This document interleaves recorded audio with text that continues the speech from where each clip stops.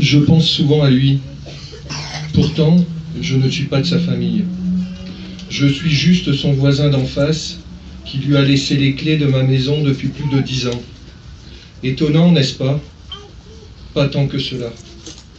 Car j'ai découvert au fil des années un être formidable, simple, discret, souriant, honnête, aimé de tous, partout où il passait, avec toujours cette volonté de faire pour mettre en valeur la famille Koch, ainsi que toute la communauté turque.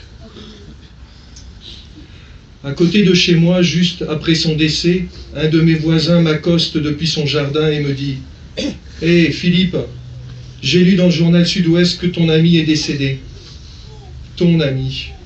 Oui, mon ami. Car Isette savait tisser des liens profondément humains, des liens amicaux d'une rare puissance.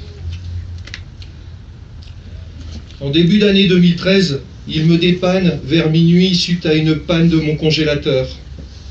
En arrivant chez lui avec mes sacs isothermes, je me souviendrai toujours de son regard.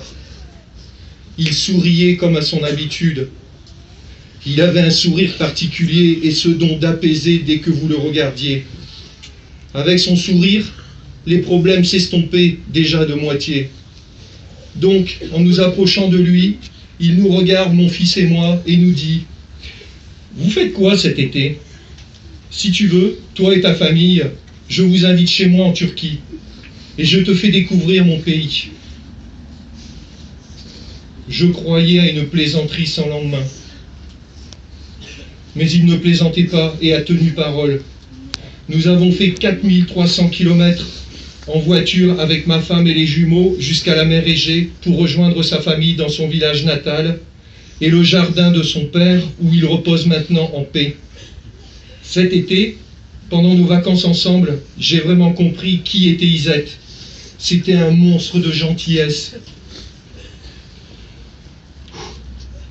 Il nous a amenés au-delà de Trabzon, aux portes de la Géorgie.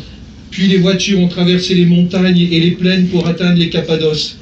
Au total, 10 000 kilomètres de bonheur à suivre une famille extraordinaire.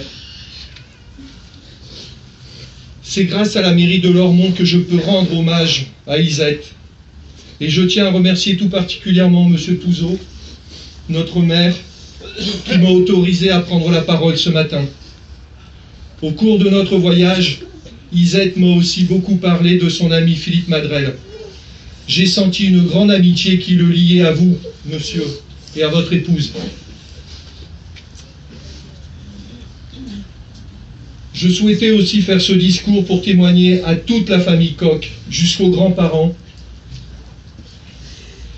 combien nous sommes proches de vous, par le cœur et la pensée, depuis ce drame dévastateur. Une intention particulière à Myriam, mais je n'en dirai pas plus. Je sais qu'elle comprend tout et très vite. Myriam est une personne qui ressent énormément les choses, comme son mari d'ailleurs. Isette était un grand monsieur, un modèle pour nous tous, toujours prêt à rendre service. Et comme aime le dire sa famille, c'était notre rayon de soleil. Il nous manque, il me manque. Je terminerai cette déclaration qui n'engage que moi. Je pense le plus sincèrement du monde que s'il y avait plus de gens comme Isette autour de nous sur cette terre, alors il n'y aurait plus besoin d'attendre la mort pour trouver le paradis, car le paradis serait par conséquent déjà sur cette terre.